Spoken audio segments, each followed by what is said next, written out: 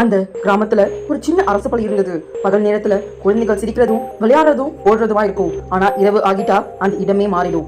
11 மணிக்கு அப்புறம் அந்த பக்கம் யாருமே போக மாட்டாங்க. அங்க இருந்து ஒரு சத்தம் கேட்குமா. பிளாக் போர்ட்ல சாக்பீஸால யாரும் எழுதுற மாதிரியும் ஒரு டீச்சர் கடுமையா பேசுற மாதிரி குரல் கேட்கும்னு சொல்லுவாங்க. இதற்கு பிறகு குழந்தைகளோட குரல் கூட கேட்குமா. ஆனா அந்த பள்ளி 6 மாத ரெனோவேஷன் காரணமாக மூடப்பட்டிருந்தது. அங்க எலக்ட்ரிசிட்டி கிடையாது, வாட்ச்மேன் கிடையாது. ஆனா அந்த சத்தம் மட்டும் ஒவ்வொரு இரவும் வந்துகிட்டே இருந்தது. நிலா காலேஜ்ல படிச்சுட்டு இருக்கா. லீவுக்காக ஊருக்கு வந்திருந்தா. பேய் கதையெல்லாம் சுத்தமா நம்பவே மாட்டா. ஒரு இரவு அவ வெளியில உட்கார்ந்திருந்த போது தெளிவா ஒரு சத்தம் கேட்டுச்சு. அவ பாட்டி உடனே கதவை அடிச்சுட்டு சொன்னாங்க, அந்த பள்ளிக்கூடம் பக்கம் போகவே கூடாது நிலா அப்படின்னு. ஆனா நிலா ரொம்ப ஆர்வமா இருந்தா. சரியா 12 மணிக்கு அப்புறம் ஒரு டார்ச் லைட் எடுத்துக்கிட்டு அவ பள்ளிக்கூடத்து பக்கம் நடந்து போனா. கேட் கொஞ்சம் திறந்தே இருந்துச்சு. பிளாக் போர்ட்ல இப்போ எழுதப்பட்டிருந்த மாதிரி ரிவிஷன் டெஸ்ட் ஸ்டூடெண்ட் எழுதிருக்கு.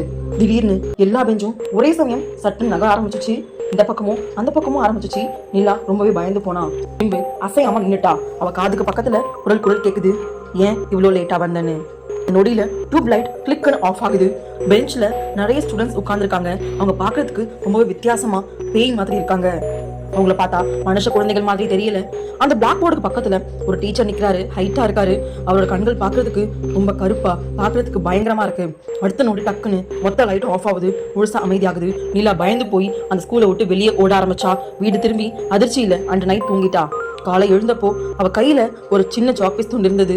அவ உள்ளங்கையில ஒரு வார்த்தை எழுதப்பட்டிருந்தது, பிரசன்ட் அப்படின்னு. அன்னைக்கு நைட் அதே சத்தம். ஆனா இந்த முறை ஒரு குரல் கூடுதலா கேக்குது, பிரசன்ட் சரணு.